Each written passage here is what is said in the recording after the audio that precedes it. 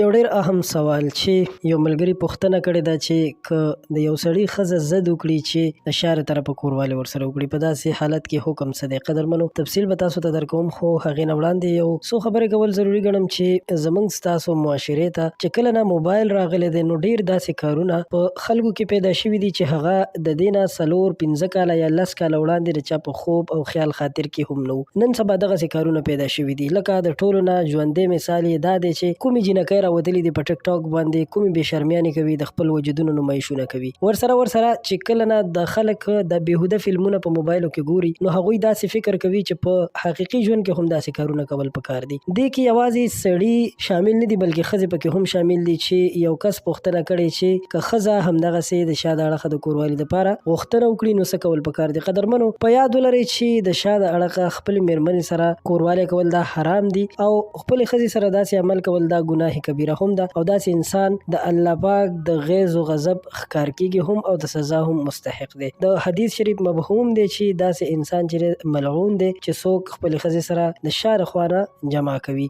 البته چې دا ګناه د چا نه شوي وي، نو په حقیقي او رښتینې زړه سره توبه ویستل پکار دي، او په آینده کې د داسې نه کولو عزم کول پکار دي، اراده کول پکار دي. او که توبه وکړي، امید دی الله پاک یې معاف کړي، خو الله پاک نه په داسې حالت کې په داسې طریقه باندې دعا وغواړي چې توبه، استغفار او جړاګانې دې ورته وکړي، او د دې بد عمل کفاره دې ادا کړي. قدرمنو دوستانو، د دې باره کې ډېرو عالمانو هم خپل بیانونه ورکړي دي چې دا یو لوی ګناه ده. داسې کول نه دي پکار، له داسې کارونو نه ځان ساتل پکار، د دې بد عمل کفاره دې ادا کړي. قدرمنو دوستانو، د دې باره کې ډېرو عالمانو هم خپل بیانونه ورکړي دي چې دا یو لوی ګناه ده. داسې کول نه دي پکار، له داسې کارونو نه ځان ساتل پکار دي. د ویډیو د کتلو مو یو جهان مننه.